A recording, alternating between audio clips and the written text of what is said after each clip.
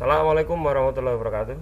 Bertemu dengan saya Solihuddin Ubaidillah, guru SMK Negeri 1 Kombeng, dalam materi indahnya membangun mahligai rumah tangga untuk kelas 12 SMK untuk mapel pendidikan agama Islam. Baik, nanti kita akan berbicara tentang ketentuan pernikahan dalam Islam, hikmah pernikahan dalam Islam, serta pernikahan dalam Undang-Undang Pernikahan Republik Indonesia, sehingga nanti diharapkan akan menjadikan sikap dan perilaku saling menasihati, tentunya menasihati dalam hal kebaikan dalam pernikahan. Yang pertama, pengertian pernikahan atau perkawinan. Secara bahasa, nikah berarti mengumpulkan atau menggabungkan atau menjodohkan. Dalam bahasa Arabnya adalah al-jam'u. Jadi secara bahasa kalau kita bilang mari kita nikahkan pensilnya, itu boleh secara bahasa. Dalam Kamus Besar Bahasa Indonesia, nikah diartikan sebagai perjanjian antara laki-laki dan perempuan untuk bersuami istri dengan resmi atau pernikahan. Adapun menurut syariat, yaitu akad yang menghalalkan pergaulan antara laki-laki dan perempuan yang bukan mahramnya, yang menimbulkan hak dan kewajiban masing-masing. Jadi, yaitu akad yang menjadikan halal hubungan antara laki-laki dan perempuan yang bukan mahram, sehingga akibatnya adalah hak dan kewajiban baik bagi suami maupun bagi istri. Adapun dalam Undang-Undang Pernikahan Republik Indonesia atau UU PRI nomor 1 tahun 1974, nikah diartikan sebagai ikatan lahir batin antara seorang pria dan wanita sebagai suami istri dengan tujuan membentuk keluarga atau rumah tangga yang berbahagia dan kekal berdasarkan ketuhanan yang Maha Esa. Baik, berikut adalah dalil di antara dalil tentang pernikahan, yaitu anjuran untuk menikah. Yang pertama yaitu Quran Surah Al-Zariyat ayat 49. A'udzubillahi minasyaitonirrajim.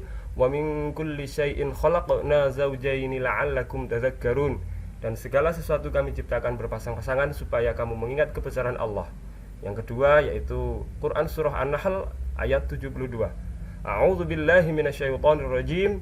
Wallahu ja'ala lakum min anfusikum azwajan wa ja'ala lakum min azwajikum banina wa hafadatan wa razaqakum minat thayyibat afabil batili yu'minuna wa bi ni'matillahi hum yakfurun.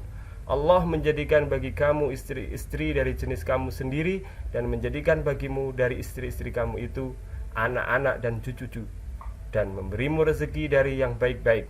Maka mengapakah mereka beriman kepada yang batil dan mengingkari nikmat Allah? Quran Surah An-Nahl ayat 72. Berikutnya adalah tujuan pernikahan. Untuk apa sih nikah itu? Yang pertama adalah memenuhi tuntutan naluri manusia yang asasi. Apa tuntutan naluri manusia yang asasi? Yaitu berpasangan. Kemudian untuk mendapatkan ketenangan hidup. Makanya dalam kita mendoakan orang nikah sering kita dengar, semoga sakinah mawaddah warahmah. Nah, sakinah itu adalah ketenangan hidup. Kemudian untuk membentengi akhlak.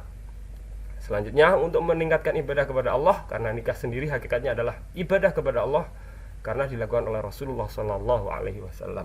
Kemudian untuk mendapatkan keturunan yang soleh, untuk menegakkan rumah tangga yang islami tentunya. Kemudian hukum pernikahan. Nah, hukum pernikahan ini tergantung dari penyebabnya yang menjadikan hukum nikah itu macam-macam. Hukum asalnya adalah jaiz, tapi yang pertama ini hukumnya wajib, yaitu bagi orang yang telah mampu secara fisik, mental, ekonomi maupun akhlak untuk melakukan pernikahan, mempunyai keinginan untuk menikah, dan jika tidak menikah maka dikhawatirkan akan jatuh pada perbuatan maksiat. Fisiknya artinya sudah dewasa, mentalnya sudah siap, ekonomi atau sudah punya penghasilan, pingin nikah, kalau nggak segera nikah akan maksiat gara-gara belum nikah, itu wajib hukumnya. Kemudian yang kedua adalah sunnah, yaitu bagi orang yang telah mempunyai keinginan untuk menikah namun tidak dikhawatirkan dirinya akan jatuh kepada maksiat, sekiranya tidak menikah. Ini menjadi sunnah. Jadi orangnya kondisinya sama kayak wajib, tapi kalau nggak segera nikah dia tidak akan terjerumus kepada perbuatan maksiat. Makanya hukumnya sunnah. Kemudian mubah, yaitu bagi orang yang mampu dan aman dari fitnah tetapi tidak membutuhkannya atau tidak memiliki syahwat sama sekali, seperti orang yang impoten atau lanjut usia, atau yang tidak mampu menafkahi, sedangkan wanitanya rela dengan syarat wanita tersebut adalah rosidah, yaitu berakal. Perempuannya menerima-terima aja, tapi kondisi laki-lakinya seperti itu tadi, maka hukumnya menjadi mubah. Atau bagi Yang mampu menikah dengan tujuan hanya sekedar untuk memenuhi hajatnya atau bersenang-senang tanpa ada niat ingin keturunan atau melindungi diri dari yang haram, itu juga mubah. Kemudian haram. Nah, haram itu bagi orang yang yakin bahwa dirinya tidak akan mampu melaksanakan kewajiban-kewajiban pernikahan, baik kewajiban yang berkaitan dengan hubungan seksual maupun berkaitan dengan kewajiban-kewajiban lainnya. Terus yakin nanti kalau nikah bakal tidak bisa memenuhi kewajibannya, yaitu makanya menjadi haram. Nah, makruh yaitu bagi orang yang mampu menikah tapi dia khawatir akan menyakiti. Nah, ini khawatir akan menyakiti wanita yang akan dinikahinya atau menzalimi hak-hak istri dan buruknya pergaulan yang dia miliki dalam memenuhi hak-hak manusia, atau tidak minat terhadap wanita dan tidak mengharapkan keturunan, ini hukumnya makruh. Kemudian di sini adalah orang-orang yang tidak boleh dinikahi atau mahram. Jadi sering kita dengar di Indonesia, "Woi, jangan sentuh, jangan dekat-dekat, bukan muhrim." Wah, itu salah istilah. Yang benar adalah mahram. Muhrim itu adalah orang yang pakai baju ihram. Orang yang sedang haji atau umroh pakai baju ihram disebut muhrim. Nah, mahram itu ada dua, mahram mu'abbad dan mahram ghairu mu'abbad. Mahram mu'abbad itu wanita yang diharamkan untuk dinikahi selama-lamanya. Pokoknya selama-lamanya nggak boleh. Tidak, sifatnya permanen. Mahram mu'abbad seperti keturunan, anak, terus satu susuan, mertua perempuan, anak tiri jika ibunya sudah dicampuri, bekas menantu perempuan dan bekas ibu tiri, itu mahram mu'abbad. Kemudian ghairu mu'abbad.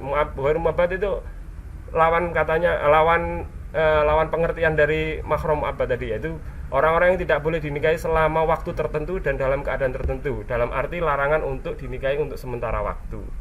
Ada yang sementara waktu, ada yang selamanya. Yang selamanya mu'abbad, yang sementara waktu ghairu mu'abbad. Nah, ini mahram diinjado dari sebabnya.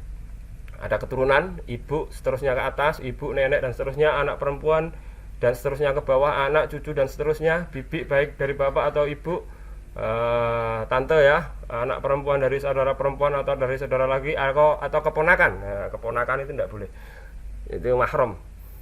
Terus pernikahan, ibu dari istri atau mertua, anak tiri bila ibunya sudah dicampuri.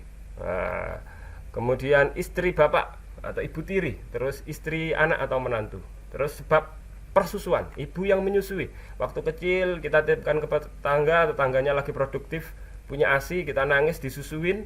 Nah, itu menjadi mahram kita. Nah, itu mahram mu'abbad, itu selama-lamanya ibu yang menyusui. Kemudian saudara perempuan sepersusuan, ibu yang nyusuin kita itu punya anak perempuan, itu menjadi mahram mu'abbad juga. Kemudian ini sebab dikumpul, yaitu saudara perempuan dari istri. Nah, jadi kita punya istri kita punya adik perempuan, itu mahram ghairu mu'abbad. Selama kita masih beristri dengan istri kita, maka adiknya itu tidak boleh kita nikahi.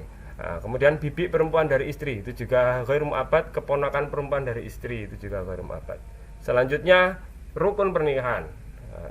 Rukun pernikahan itu ada 5. Yang pertama calon suami, kemudian calon istri, kemudian wali, kemudian 2 orang saksi, dan yang kelima adalah sighat atau ijab qabul. Syarat-syarat bagi calon suami, yaitu yang pertama bukan mahram si wanita, nggak boleh mahramnya. Yang kedua, orang yang digendaki, yakni adanya keridhaan dari masing-masing pihak. Calon istrinya mau, calon suaminya mau, berarti ada keridhaan. Kemudian muayyan, beridentitas jelas.